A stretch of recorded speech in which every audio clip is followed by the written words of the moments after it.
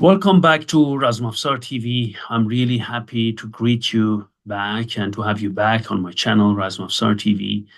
Today, we are going to talk about the third part of my journey, of my research journey, which I have done in Iranian Museum. And the third one is Military Museum of Bandar Anzali.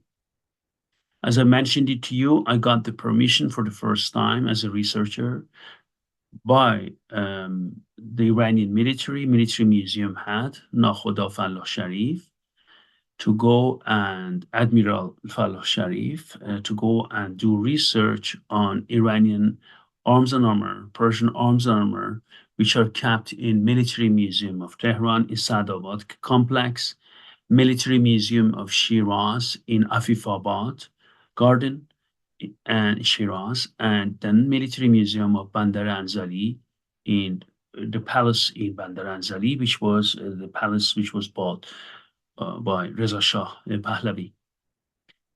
Third part is I'm going to take you there. So I had access to all these museums, measured them, had them in my hand. I was honored to have them in my hand, king swords. And one of the most important factor of all these collections, three museum collections, they belong to Nasiruddin Shah Qajar collection, meaning that they belong to his own personal collection.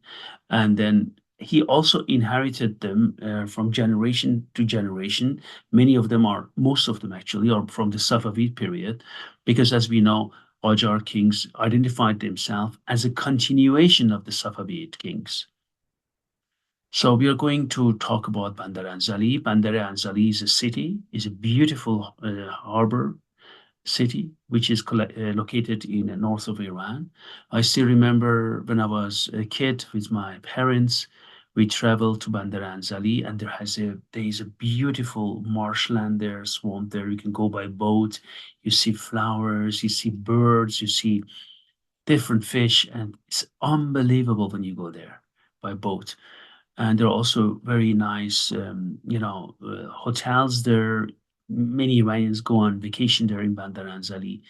It's a beautiful, beautiful city. And in Bandar Anzali, there is also this military museum, and I'm going to share this military museum with you. Please remember there's one thing, and the important thing is that I'm not going to show you, of course, all things I analyzed there, because if you want to know more about them, of course, and see all these arms and armor, which are in my book, Arms and Armor from Iran, the Bronze Age to the end of the Qajar period, you could kindly buy my book. And this is also going to be a big support for my research. And you can buy my book on my web shop. I'm going to put the link here so you can, if you wish, you can then buy the book. So let's just go and look at it. This is the Military Museum of Bandar Anzali. Is located in this beautiful building, beautiful palace. And I'm going to show you more about that. So this is the history of the establishment of setting up the Military Museum Palace goes back and dates back to the early years of the Pahlavi era. The original owner of the palace was a Russian-born merchant named Khoshtarieh, and when Reza Shah Pahlavi visited Bandar Anzali for the first time and showed interest in this palace, Khoshtarieh gave it to him as a gift, actually. This palace was originally built of pine wood, but unfortunately, in the same year, It was given to Reza Shah as a gift. It was completely destroyed by a fire caused by negligence and mismanagement, as people there say. In 1308 Shamsi, Iranian year, 1929, Common Era, Reza Shah Pahlavi ordered the construction of a new building on the eastern side of the same burned palace, which you can see here now, this building. The construction of the new museum palace was completed in 1310 Shamsi, Iranian year, which is 1931 Common Era. Iranian architects and artists of that time built this palace with an area of 1,168 square meters and a height of 14 meters. After 38 years, the country's navy took over this building, and in 1357, 1978 Common Era, it became one of the most important military museums of the country and the city of Anzali. So it's run by the Navy of Iran, this military museum. They have beautiful, beautiful items, among them char ayne, this hinged char ayne from Safavid period. We have the similar examples which are kept in Military Museum of Tehran. You've seen some of them. Military Museum of Shiraz. You've also seen some of them. And this one, this museum has also other ones. You can see that some of them were given as present to Russian Tsars, which are kept in Hermitage Museum. But the most beautiful examples of these charaine I have seen are fortunately, in Iranian museums. This charaine is made of 4 plates. The frontal plate is made of 2 separate plates, which are here. And then there is like hinged. You see that then a wire or a rod is passed through it. So it's then stable. So it opens in front. There are different ways of attaching or carrying char ayne for mirrors. And as I said it before, ayne doesn't only mean mirror, ayne also means plate, right? Or part of armor. So that's what actually 4 plates should be translated, but okay, ayne, the same is in everyday Persian, we say ayne like a mirror. But anyhow, this is made of patterned crucible steel. You can see a beautiful pattern when you look up close. And then it is also, there are also beautiful surah from the Quran. They're all gold inlaid, and frontal plate, which is seen band. Chest protector is made of 2 plates, 2 separate plates. That's why sometimes they call it panjoine, actually. The frontal plate is made of 2. Then there are 2 bagal band, which has, and this is this semicircular one, so you can move your arm.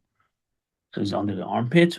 There are bagal band, 2 of them, and then the other one is pushed band. This is the pushed band. You see, this is the sine band, frontal. Push band is the back plate. And then on top, they pass also 2 leather straps. So it's there, and the rest, they're hanging there. Again, many Western scholars, also some Russian scholars, say these type of charaine or charaine, the larger ones, were meant to protect the riders from guns, back then guns like flintlock or also arquebus or matchlocks. But as I mentioned it again and again, it's not only because of that, it was also developed to protect warriors from very strong lance strikes, right? Because we have also textual evidence of that charaine stopped a lance strike, lance penetration or thrust. You can see also beautiful Persian shamshirs from Safavid period again. All of them are measured. All of them are measured. They were in my hands, as I said to you. Measured them one by one. And I remember it's made of patterned crucible steel. And as you can see it here, there is also a lion, Asian lion there, chiseled beautifully.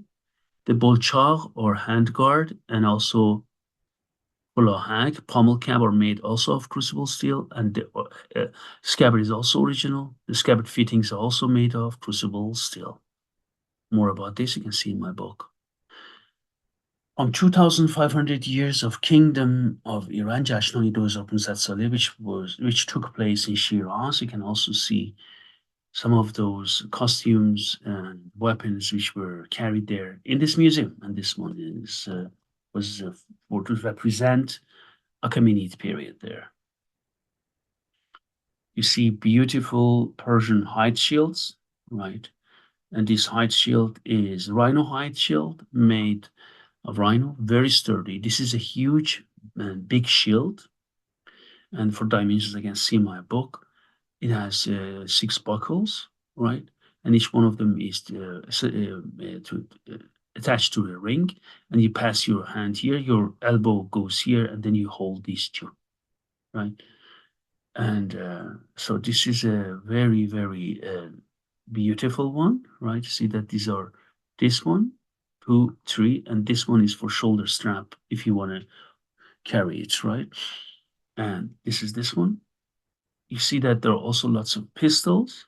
Also wrote a book on Persian firearms. If you want to see that, beautiful. Another shield from the Safavid period. This one is also a large shield with 3 straps, as you can see it here. And then there is a balish tag. This is the cushion here. And beautifully, unfortunately, 2 of these, 3, sorry, 3 of the shield buckles are missing, but those one are made of steel, which are still extant, still there. And they're beautifully, decorated, gilded with floral design. This is also made of rhino hide. See that these shields are also in my hands. These swords as well. They're also military swords of the period, pattern swords. This is another shield, as you can see it here, again with 3 straps, as you can see it here. Very beautiful. You see these shields here. I mean, there are many more in my book. You can see them. This shield is a medium-sized shield, right? Also made of rhino hide. 4 buckles. You see the buckles, they are there. And you hold it in the middle by holding it like a small shield. And it has also a decorative element like an eagle here. Very beautiful. We saw that already. These are also more guns, more muskets as well, and firearms. This is a beautiful, beautifully made Bozu band, one brass of Safavid period with riveted rings. And as you can see also, this is made, the plate is made of patterned crucible steel. And 2 small plates, and they're connected to each other via riveted rings. Sometimes Bozu bands are hinged, like chine in this beginning I showed you. You can see examples of that in my book. Also beautifully chiseled and gilded barband, scabbard fittings of the Safavid period shamshir. You can see also, of a Zand period shamshir, a Zand period shamshir, early Qajar period shamshir. And this is also made of patterned crucible steel. This is another one. You can see that here. Another shamshir with beautiful pattern. This is Bismillah ar-Rahman ar-Rahim, Inna fatahna laka fatan mubina, the name of God, most benevolent and compassionate. And this is, again, all in my book. You can see again, Bismillah ar-Rahman ar-Rahim, Inna fatahna laka fatan mubina, also from the Quran, is made of beautifully chiseled and also made of patterned crucible steel. You can see it here. Also here they are gilded the surface and then left in negative format, so you can read that. Persian varband, Persian bolchak, which is the handguard here, they are also made and come in magnificent shapes. And now when I look at them in original, They are so beautiful because they're made of patterned crucible steel and they're in different shapes, gilded, gold inlaid, gold overlaid, chiseled, different motifs, different animal motifs, combat motifs. And the good thing about them, they're as varied, as beautiful as Japanese scabbard fittings or suka or suka or suba and all these things. So it's a really, really important book that in my book you can see different types of them. And it shows the high level of craftsmanship in Iran, which was prevalent in Iran. You can see that here. This is Du'ai Nadi Ali prayer, Nadi Uli al Masar al Ajayib, called Ali the revealer of miracles, referring to Hazrat Ali. This is an armor attributed to Fath Ali Shah Qajar. You can see Al Sultan Fath Ali Shah Qajar, which you can see it repeatedly in gilded on the surface of the helmet. This is another beautiful shamshir, which is spatulated quillions. I really love uh, Persian shamshirs with spatulated quillions. And here you see that the lion is attacking a stag or a deer. It's a deer actually here. And this actually goes back, which I have published about it again and again, about lion, hunting a bull, which is an ancient Iranian symbol. Then you can see also arrows from the Zand period. You see different ones, different types, broad hat, bodkin hat, different shapes of them. Beautiful. You see also qame, right, from the Qajar period. Qame and Qaddore were also made in Iran, beautifully made. Unfortunately, even I see that there are also Persian coins on them, Persian marks on them. Wrongly, they're all attributed in the West to Caucasian, because Caucasian kinjals are different to Persian qame and Qaddore, right? So hope through my books, people can understand and see the differences. Actually, in Persian, we say, please listen to me, qame, qaddare, not qama, qame, and qaddare, right? So, and one thing which is also Amal Muhammad Saleh, that starting from the Safavid period, many military analysts and advisors, European military analysts and advisors came to Iran. And then this one was, this one is a shamshir made of a high carbon steel blade, and is etched, right, in a European style. But then the Iranian maker put his etched name in European style. You see that decoration is beautiful, a blend of European and Persian styles. So this was what I wanted to share with you. This was only part of the Museum of Bandar Anzali. I spent like years and years to go to different museums, to analyze them, to have them in my hands, to measure them one by one. You can see all measurements in my book. And so far, I have shown you 3 museums, which I have published all in these arms number from Iran. But there are many more. And we are going to continue the journey so you can see how many museums I have analyzed and how much I have done for our culture, Persian culture, Iranian culture. Thank you very much, and I wish you a nice day.